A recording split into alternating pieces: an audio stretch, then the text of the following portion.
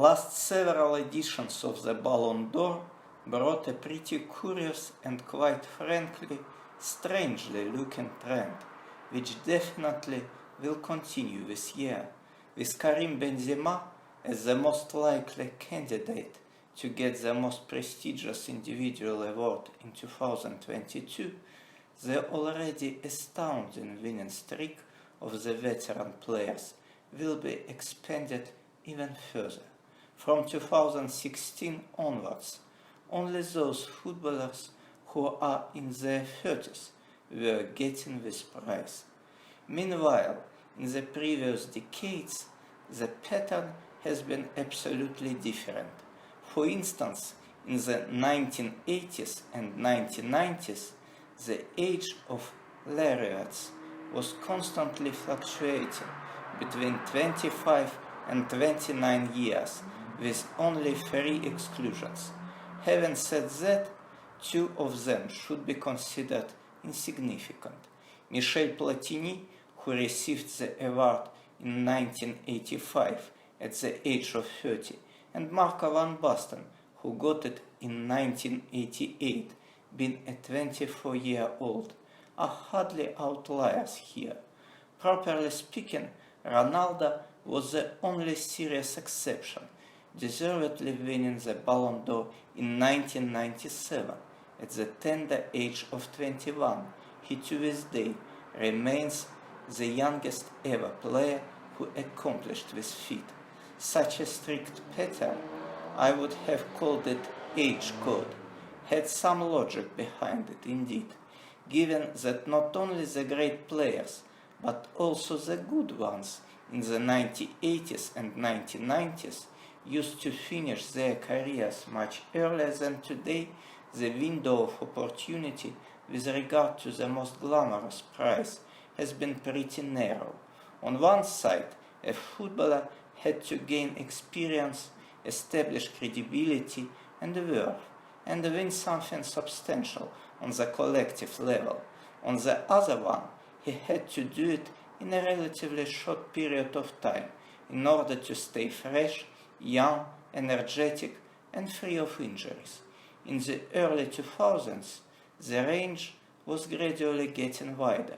In 2001, the young Michael Owen almost equaled Ronaldo's record, and on the contrary, in 2003 and 2006, Pavel Nedved and Fabio Cannavaro, respectively, received the accolade being pretty much mature players. Almost immediately after that, the era of Cristiano Ronaldo and Lionel Messi combined domination has begun amid the constant evolution of the sport. As you may see in comparison with their predecessors from the 1980s and 1990s, life of the today's footballers in general is more convenient and pleasant. They are training and playing in much more comfortable conditions. They have way better opportunities and facilities in order to rest and recuperate energy. They could feel themselves much safer with respect to possible injuries, both in terms of medicine and protection from the competent referees. 30-35 years ago, some brutal or even violent fouls weren't spotted by the officials, and all of this in exchange for tons of money. Unlike their colleagues from the distant past, the current footballers are rich men, even if we are talking about just decent and solid professionals.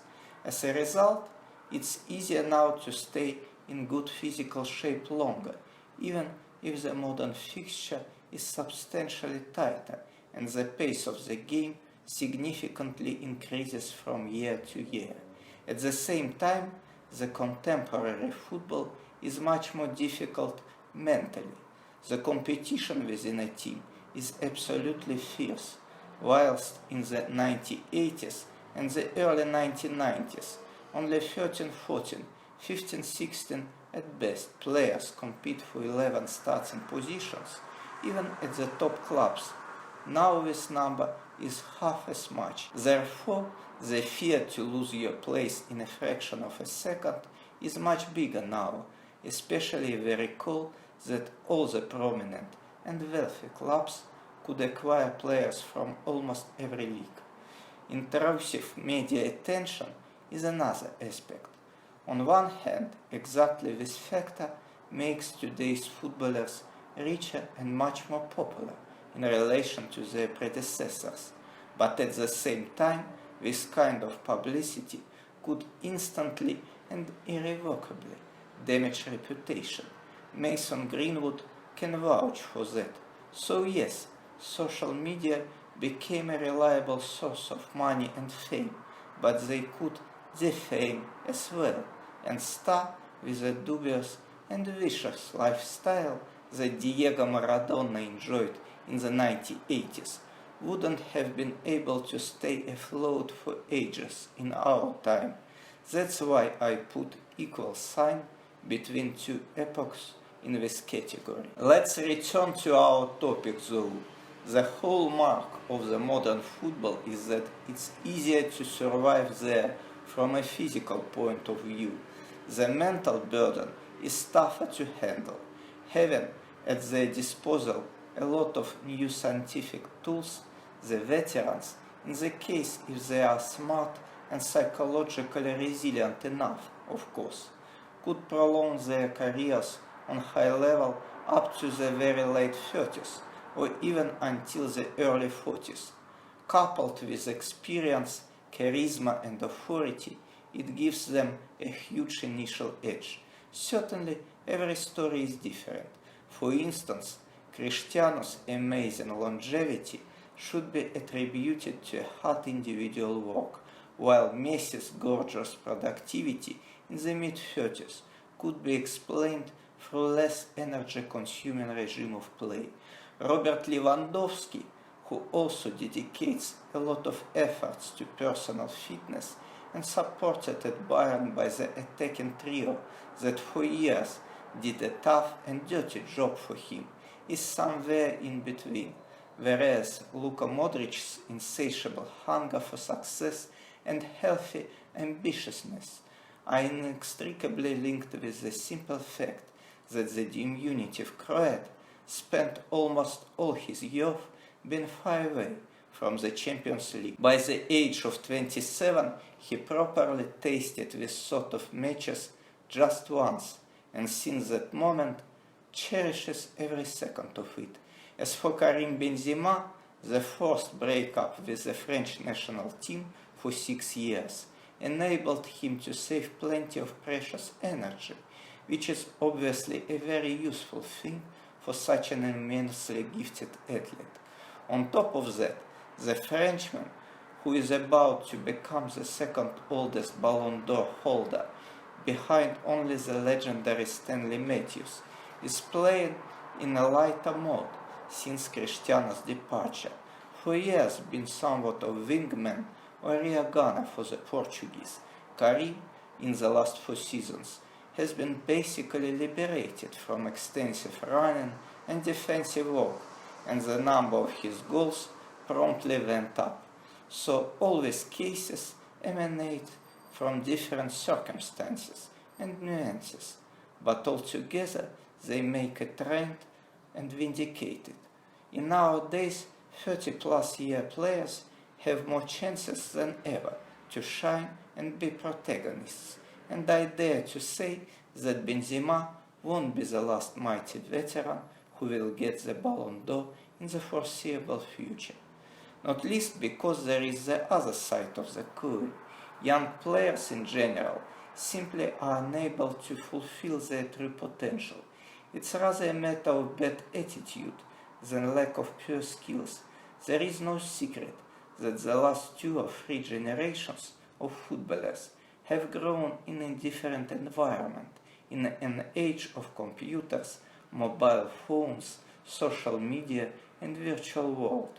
In these conditions, it's tougher to nurture a strong character and will, the ones that stars from previous generation had been raised in more Spartan atmosphere. As a result, those footballers who were born in the early 1990s and later attempt to settle for the first major success, whatever it be, a lavish contract or prestigious win on the collective level, and usually don't like to push hard for the bigger achievements. Neymar, Romelu Lukaku, Paul Pogba, Paulo Dybala, Alvaro Morata, James Rodriguez, Ousmane Dembélé, all of them could have achieved much more in football if not their weaknesses of character, infantilism, immaturity, pleasure-seeking, and weak will. And we are talking about top earners and most celebrated athletes of this generation. And how many of those who simply wasted their potential and talent, disappearing without trace in the beginning of career. Perhaps only Kylian Mbappé looks like a man who is ready for sacrifices and perennial efforts for the sake of football greatness, but even he must overcome a lot of hurdles and adversities in order to eventually win the Ballon d'Or. In the upcoming season, new World Cup triumph, along with another brilliant individual performance, will surely bring him this accolade.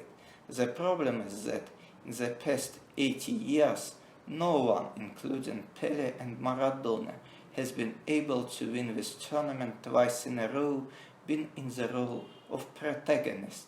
Breaking PSG's Champions League curse won't be an easy task either, but looking at Benzema, Mbappé could console himself with the idea that he still has 10-12 years of really big football in reserve, or maybe even more.